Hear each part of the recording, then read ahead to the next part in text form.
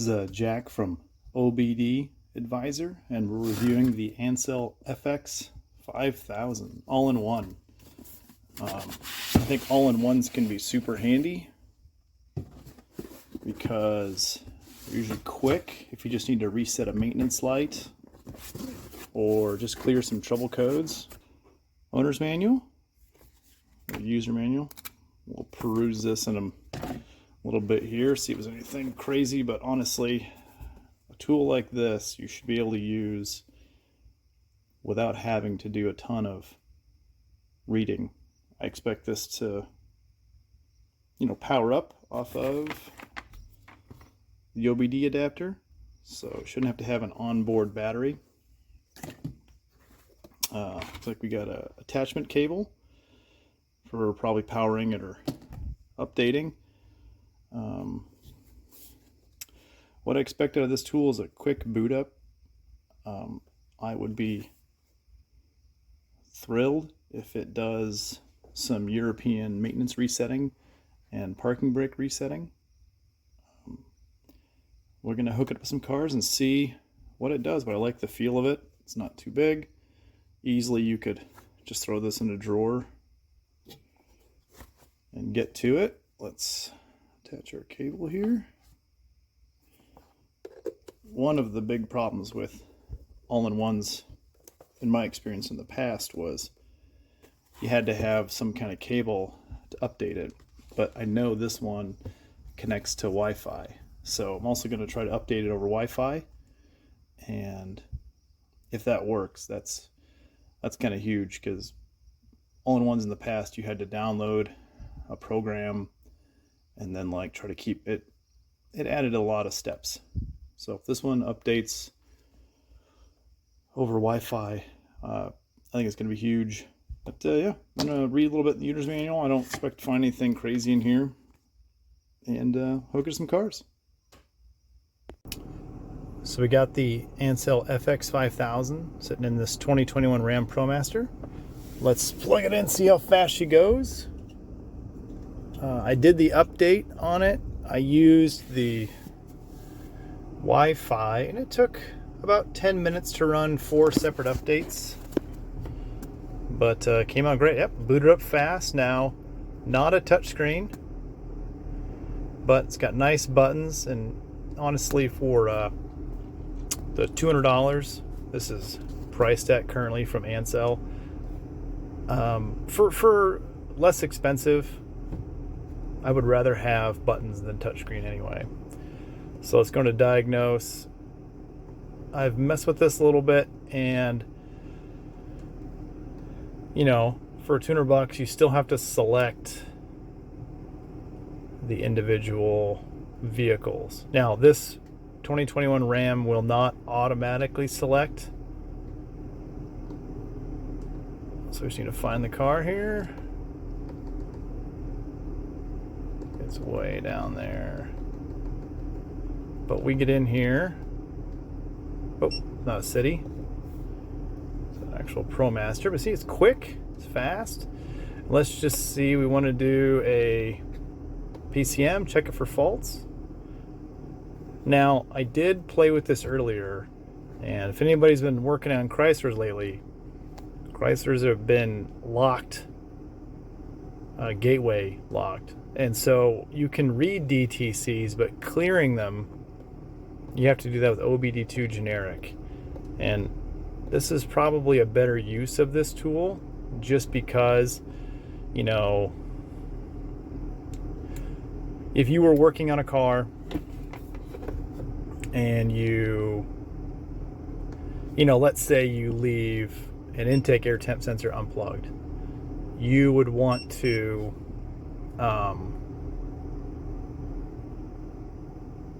just get in there and clear the code so you can get on with your life. This would be a great tool for that. You want to clear a maintenance indicator. Here we go, that fault code scan that quick. Here's where we are in terms of OBD2 monitors. Make sure monitors are complete. Trouble codes. Oh, hit OK button. I like it does at the bottom, spells out what to push next. Hey, you got all your OBD2 monitoring right here handy. And I think the trick with this is going to be the special functions. Here's the update. Because I ran that over Wi-Fi. I was using just a hotspot, and it took about 10 minutes to do 4 updates. You know, when you're doing the updates, you can't use the tool, so you gotta let it finish or cancel the updates. Like I said, it took about 10 minutes. Not a deal breaker. I didn't try it over USB, but since it works over Wi-Fi so good, dialing over USB, it works, but you're gonna have to put a program on your computer and then upload it from there. It just, over Wi-Fi, is pretty clutch. So special functions, let's see if we can get in here, and probably not gonna reset the oil life. So I'm due for an oil change here shortly. Let's just see if it's on here. And this is the kind of thing this would be really, really nice for. Because, yeah, here we go. Tells you how to do it. You didn't even need the tool for this one. Nice. I don't want to continue. Oh. Yeah, so it's a manual reset. It's pretty sweet. This doesn't have electronic parking brake. ABS bleed. Okay, probably not going to do this, but I mean, you can see this works. No internal battery. Oh, looks like for Dodge, 2017 is the newest on this, which is probably fine. Probably not replacing a lot of ABS modules on new cars. Let's look at coverage. I like how the buttons feel. They respond quickly. Let's go American. Amford, in case you run into that. Oh, American Ford. Scion, Hummer, all the goods. Let's check European. Now, I just updated it, so anything that wasn't on here when I got it out of the box, it did not, the OBD2 didn't connect automatically until I updated it. Now it found this car right away. There's all our Europeans. Euro Ford. Pretty good coverage there. Okay, let's go Asian. There's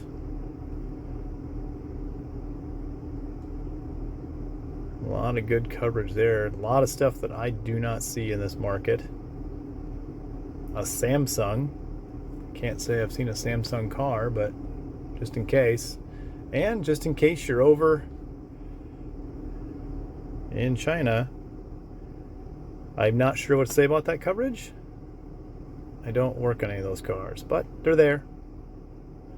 Nice.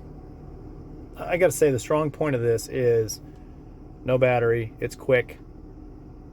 The OBD2 generic connects really quickly, and we're gonna go try special functions on a Volkswagen to see if we can retract a parking brake.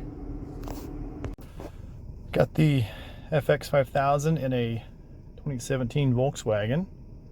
So one of the things we hadn't gone over is the settings. You know, most of these are self-explanatory. Beep, which I shut off because not all about that beep life.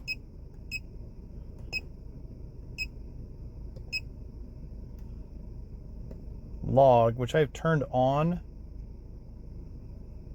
but I haven't quite figured out what it does.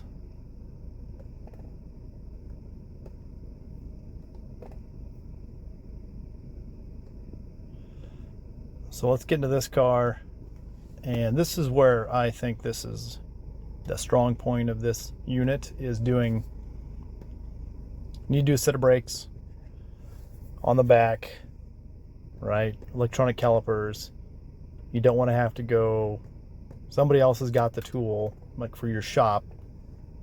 You just want to get it done. So this is where we're going to try to get here. Let's see here. Ignition on, engine off. We can do that. Let's get in there. So pretty not unusual for Volkswagens to have lots of different menus. Let's see if this is the one. Okay, there she goes. I hear it doing its thing. All kinds of warning lights.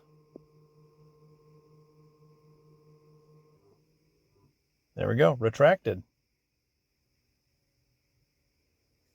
Okay. Now we're going to close.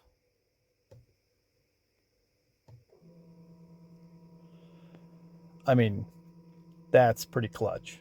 Versus having to boot up an entire tool, a full function scan tool, just to do a brake service. This is already done. Yep. Now we're going to cycle a key.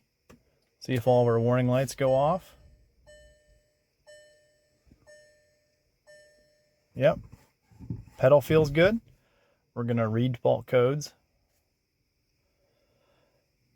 just because I think it's good practice to clear. There we go.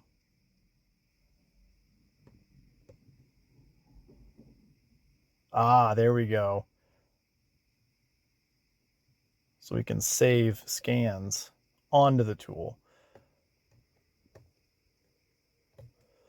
Let's clear those. Oh yeah, tire pressure warning. Oh yeah, tire pressure warning from when I took off my winter tires. I didn't relearn the new tires. There we go. Clear the faults. Yep. Nice.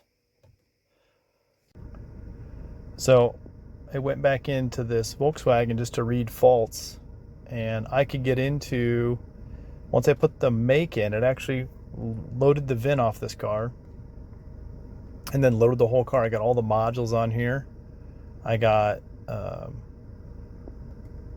data stream, so we can do something like absolute load. We can select, let's say 20 items maximum, which is more than you're going to need most of the time. So let's try this absolute load.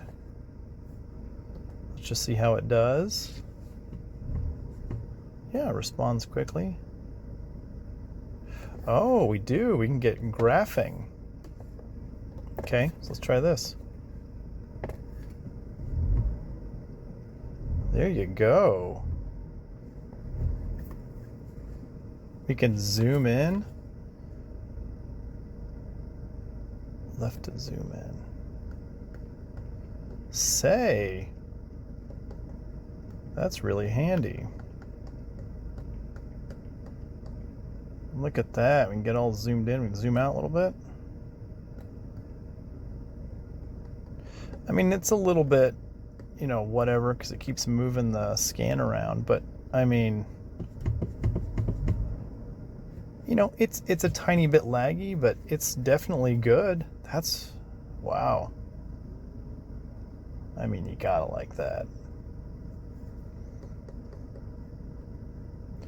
Yeah, I mean, this has got good functionality, good connectivity. I think for $200 for a secondary tool or even a DIY tool, this is great. The things I really like about it is the buttons instead of a touchscreen at the price point. I think you're better off with buttons. I like the Wi-Fi updates, free lifetime updates from Ancel on their website, and I think using the Wi-Fi to do that is nice instead of having to put a program on a PC to try to update this thing over USB. You do have to power it with either the OBD2 port or the USB cable, and the USB on this is pretty normal for scan tools. For whatever reason, a lot of scan tools still use that type of connector. But yeah, I think this is a good tool. I thank Ancel for sending out, letting us try it out.